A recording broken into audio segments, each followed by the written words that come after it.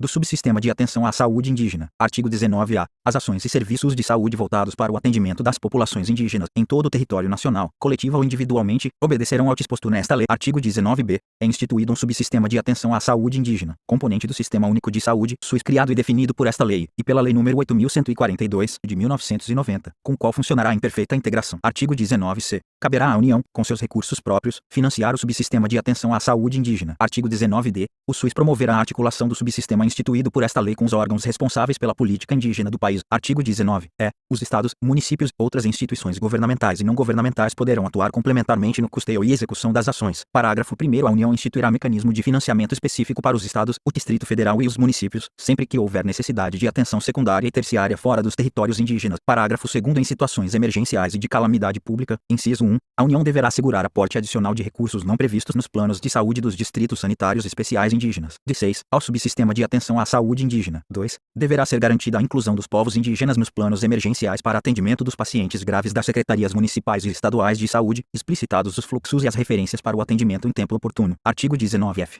Dever-se obrigatoriamente levar em consideração a realidade local e as especificidades da cultura dos povos indígenas e o modelo a ser adotado para a atenção à saúde indígena, que se deve pautar por uma abordagem diferenciada e global, contemplando os aspectos de assistência à saúde, saneamento básico, nutrição, habitação, meio ambiente, demarcação de terras, educação sanitária e integração institucional. Artigo 19-G. O Subsistema de Atenção à Saúde Indígena deverá ser, como o SUS, descentralizado, hierarquizado e regionalizado. Parágrafo 1º. O subsistema de que trata o caput deste artigo terá como base os distritos sanitários especiais indígenas. Parágrafo 1º. A rede do SUS deverá obrigatoriamente fazer o registro e a notificação da declaração de raça ou cor, garantindo a identificação de todos os indígenas atendidos nos sistemas públicos de saúde. Parágrafo 1º-B. A União deverá integrar os sistemas de informação da rede do SUS com os dados do Subsistema de Atenção à Saúde Indígena. Parágrafo 2. O SUS servirá de retaguarda e referência ao Subsistema de Atenção à Saúde Indígena, devendo, para isso, ocorrer adaptações na estrutura e organização do SUS nas regiões onde residem as populações indígenas, para propiciar essa integração e o atendimento necessário em todos os níveis, sem discriminações. Parágrafo 3. As populações indígenas devem ter acesso garantido ao SUS em âmbito local, regional e de centros especializados, de acordo com suas necessidades, compreendendo a atenção primária, secundária e terciária à saúde. Artigo 19-H.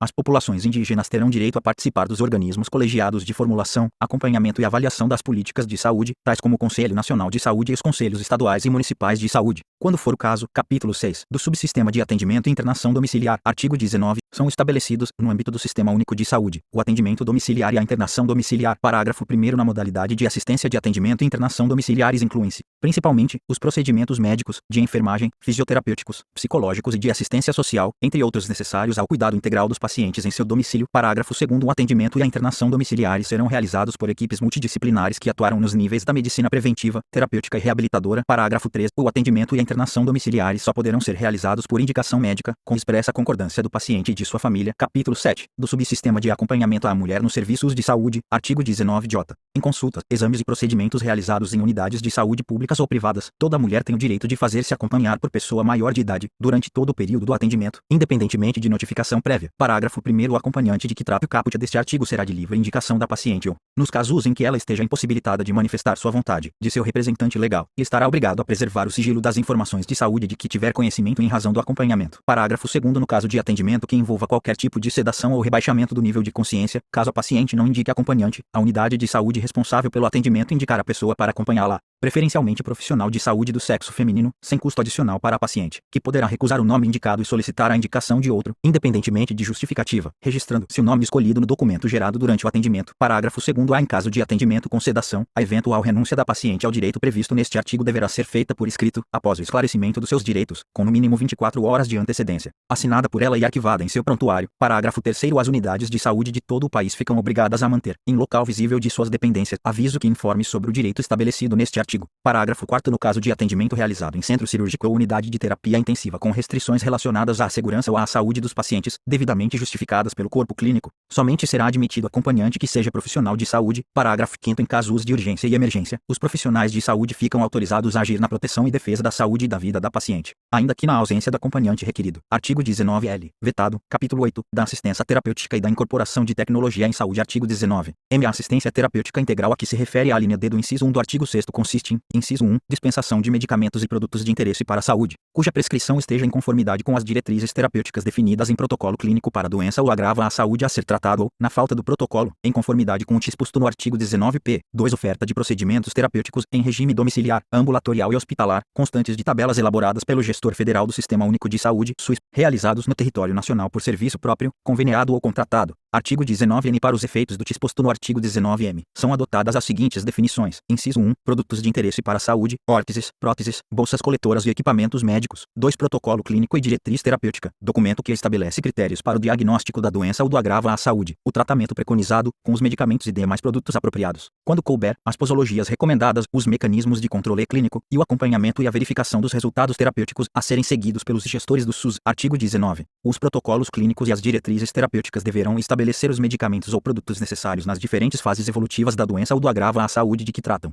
bem como aqueles indicados em casos de perda de eficácia e de surgimento de intolerância ou reação adversa relevante, provocadas pelo medicamento, produto ou procedimento de primeira escolha. Parágrafo único. Em qualquer caso, os medicamentos ou produtos de que trata o caput deste artigo serão aqueles avaliados quanto à sua eficácia, segurança, efetividade e custo. Efetividade para as diferentes fases evolutivas da doença ou do agravo à saúde de que trata o protocolo. Artigo 19p. Na falta de protocolo clínico ou de diretriz terapêutica, a dispensação será realizada. Inciso 1. Com base nas relações de medicamentos instituídas pelo gestor federal do SUS, observadas as competências estabelecidas nesta lei, e a responsabilidade pelo fornecimento será pactuada na Comissão Intergestores Tripartite. 2. No âmbito de cada Estado e do Distrito Federal, de forma suplementar, com base nas relações de medicamentos instituídas pelos gestores estaduais do SUS, e a responsabilidade pelo fornecimento será pactuada na Comissão Intergestores Bipartite. Inciso 3. No âmbito de cada município, de forma suplementar, com base nas relações de medicamentos instituídas pelos gestores municipais do SUS, e a responsabilidade pelo fornecimento será pactuada no Conselho Municipal de Saúde. Artigo 19. Que a incorporação, a exclusão ou a alteração pelo SUS de novos medicamentos, produtos e procedimentos, bem como a constituição ou alteração de protocolo clínico ou de diretriz terapêutica, são atribuições do Ministério da Saúde, assessorado pela Comissão Nacional de Incorporação de Tecnologias no SUS. Parágrafo 1º. A Comissão Nacional de Incorporação de Tecnologias no SUS, cuja composição e regimento são definidos em regulamento, contará com a participação de um representante indicado pelo Conselho Nacional de Saúde, de um representante, especialista na área, indicado pelo Conselho Federal de Medicina e de um representante, especialista na área, indicado pela Associação Médica Brasileira. Parágrafo 2º. O relatório da Comissão Nacional de Incorporação de Tecnologias no SUS levará em consideração, necessariamente, inciso 1, as evidências científicas sobre a eficácia, a acurácia, a efetividade e a segurança do medicamento, produto ou procedimento objeto do processo, acatadas pelo órgão competente para o registro ou autorização de uso. 2. A avaliação econômica comparativa dos benefícios e dos custos em relação às tecnologias já incorporadas, inclusive no que se refere aos atendimentos domiciliar, ambulatorial ou hospitalar, quando cabível. Parágrafo 3º. As metodologias empregadas na avaliação econômica a que se refere o inciso 2 do parágrafo 2º deste artigo serão dispostas em regulamento e amplamente divulgadas,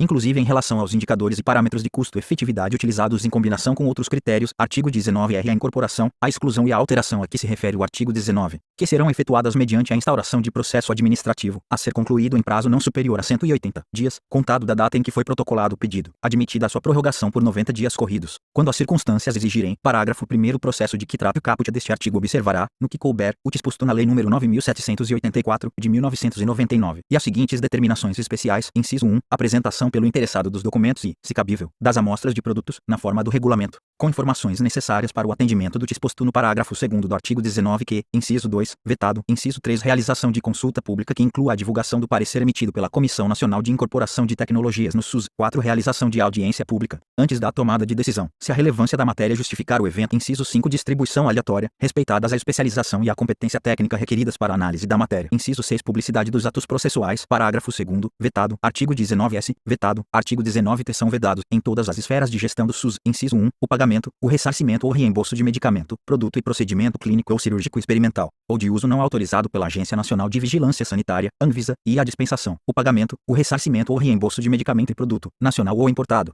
sem registro na Anvisa. Parágrafo único. Excetuam-se do disposto neste artigo, inciso 1, medicamento e produto em que a indicação de uso seja distinta daquela aprovada no registro na Anvisa, desde que seu uso tenha sido recomendado pela Comissão Nacional de Incorporação de Tecnologias no Sistema Único de Saúde, CONITEC, demonstradas as evidências científicas sobre a eficácia, a acurácia, a efetividade e a segurança, e esteja padronizado em protocolo estabelecido pelo Ministério da Saúde, e medicamento e produto recomendados pela CONITEC e adquiridos por intermédio de organismos multilaterais internacionais, para uso em programas de saúde pública do Ministério da Saúde e suas entidades vinculadas, nos termos do parágrafo 5º do artigo 8º da Lei nº 9.782, de 1999. Artigo 19. A responsabilidade financeira pelo fornecimento de medicamentos equipamentos, produtos de interesse para a saúde ou procedimentos de que trata este capítulo será pactuada na Comissão Intergestores Tripartite. Título 3. Dos serviços privados de assistência à saúde. Capítulo 1. Do funcionamento. Artigo 20. Os serviços privados de assistência à saúde caracterizam-se pela atuação, por iniciativa própria, de profissionais liberais, legalmente habilitados e de pessoas jurídicas de direito privado na promoção, proteção e recuperação da saúde. Artigo 21. A assistência à saúde é livre à iniciativa privada. Artigo 22. Na prestação de serviços privados de assistência à saúde, serão observados os princípios éticos e as normas expedidas pelo órgão de direção do Sistema Único de Saúde, SUS, quanto às condições para seu funcionamento. Artigo 23. É permitida a participação direta ou indireta, inclusive controle, de empresas ou de capital estrangeiro na assistência à saúde nos seguintes casos. Inciso 1.